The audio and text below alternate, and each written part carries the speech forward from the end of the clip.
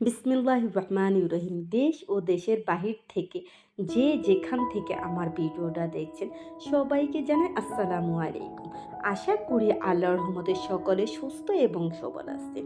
আলহামদুলিল্লাহ আমরাও অনেক ভালো আছি আপনাদের দোয়ায়। আজ চলে আসলাম ছোট্ট একটি ভিডিও নিয়ে। বান্ধবীকে পিঠা পাঠাবো। বান্ধবী অনেক মজার মজার খাবার পাঠায়। বান্ধবীকে তো কিছু একটু খাওয়াইতে হয়, না খাওয়াইলে কেমন হয় বলেন তো।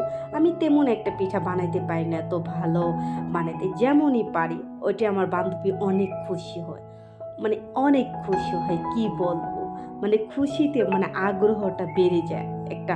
মানে এই দেখবেন কি কিছু বানাইলে না যদি কেউ প্রশংসা করে না তখন নিজের কাছে না একটা অন্যরকম একটা কেমন যেন ফিল হয় জানি না, কিন্তু আমার অনেক হয়, ফিল হয়।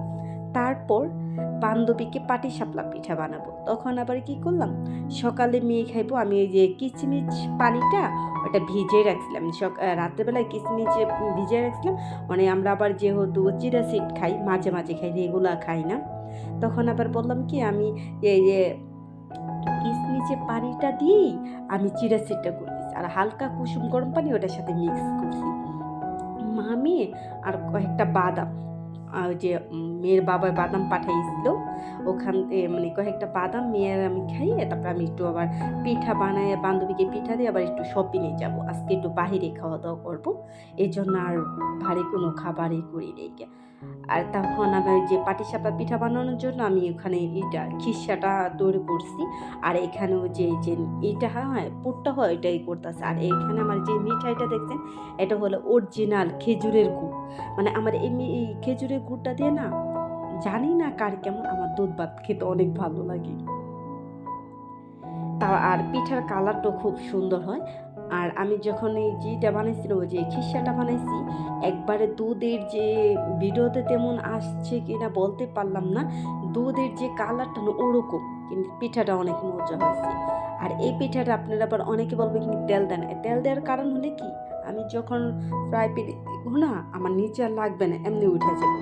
দেখছেন আমার দুধ এই কালারটা না, এটা কিন্তু আমি কোনো মিক্স করি নাই, মানে এই যে খেজুরের গুড় মিক্স করি নাই, কিন্তু এমনি আমার দুধের ওই যে জাল দিতে দিতে এটা এরকম কালার হয়ে গেছে, কিন্তু খিসাটা অনেক মজা হয়েছিল।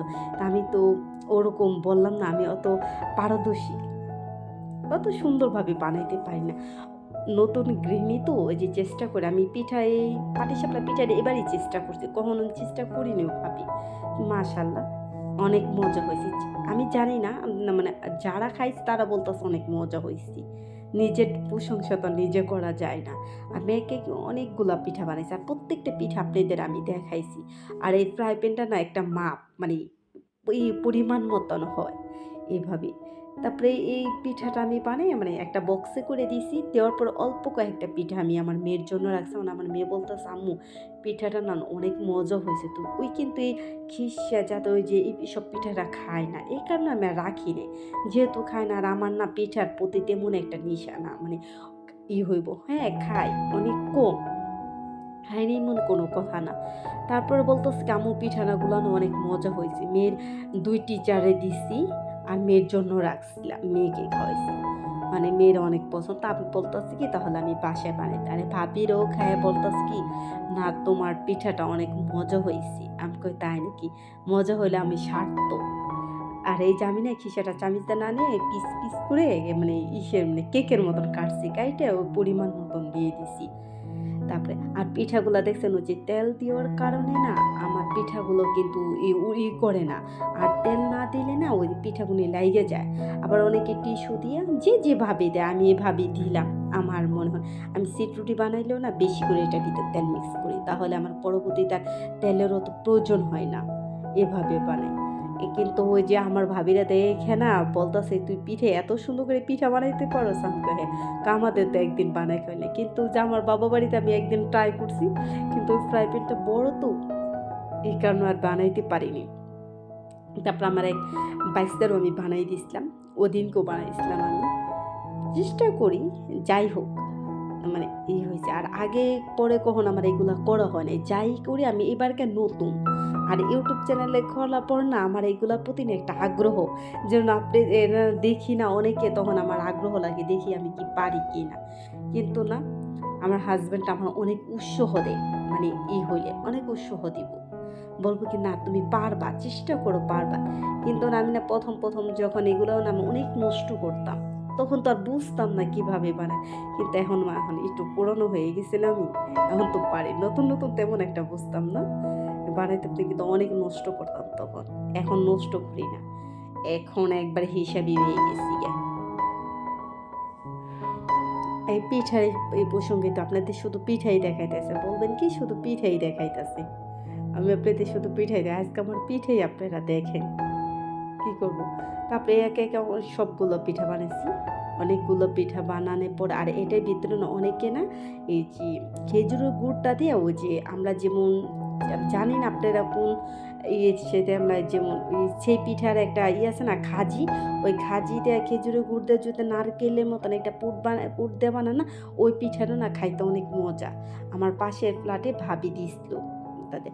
আর এখানেও যে অনেকেই তো অনেকভাবে আমি একটু আবার এই যে ফুড কালার দিয়া জর্দা রং দিয়ে তারপর আমি একটু কালারিং করে আবার এভাবে চেষ্টা করলাম। দেখি কি হয় নাকি, দেখি মাশাআল্লাহ পিঠা হইছে।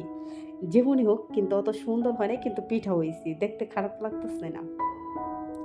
আমার নিজের পছন্দ নিজেই করি দেখছেন? এরকম। তারপর না ওই পিঠাটা খাইছি না, ওই পিঠাটা না অনেক মজা হয়েছিল। তারপর ভাবিরে বলছি কি, "ভাবি আপনি যে পিঠা আমাদের দিছেন না, পিঠাটা না অনেক মজা হয়েছে।" ভাবির কাছে বলছি না, ভাবি আবার কি বলছে, তার কয়েকদিন পরই আমার বাসায় আবার পিঠা পাঠাইছে। তা আমি কই, "ভাবি এবার কি পিঠাটা এরকম হইছে কেন?" কয় কি, "এটা তো অরিজিনাল গুড়, এখানে আমি ঢাকা থেকে গুড় কিনা এটা বানাইছি।" দেখছেন আমার পিঠাটি কেমন হয়েছে? অবশ্যই কিন্তু বলবেন। আর এই পর্যন্ত যে যেখান থেকে আমার ভিডিওটা দেখছেন প্লিজ একটা লাইক দিয়ে আমার ভিডিওটা দেখবেন। তো আপনাদের একটা লাইকের কারণে না আমার ভিডিও করা না উৎসাহটা বেড়ে যায়। আমার ভিডিওটা অন্যের কাছে পৌঁছে যেতে সাহায্য করে।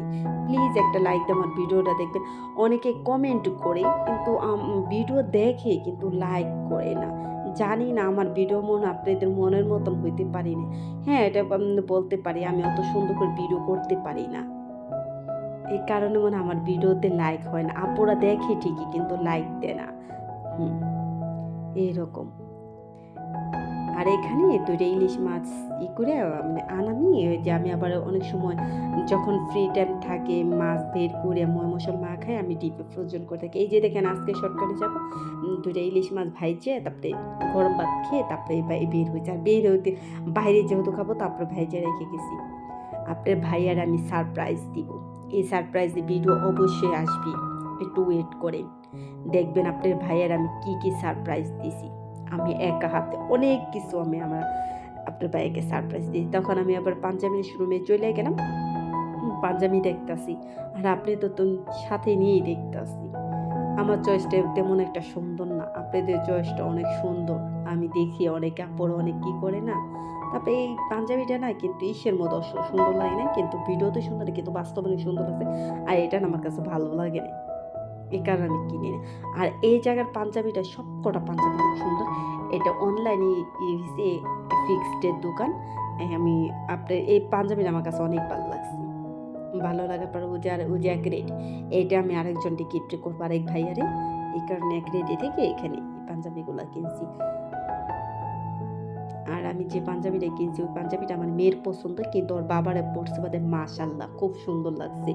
আপনাদের দেখাইতে চাইছিলাম কিন্তু দেখাইতে পারিনি। কিভাবে দেখাবো? আমি বলছিলাম তুমি একটু ভিডিও কলে এসো আমি তোমার একটু ভিডিও নিয়ে আমার আপুদের ভাইয়াদের সবাইকে দেখাবো।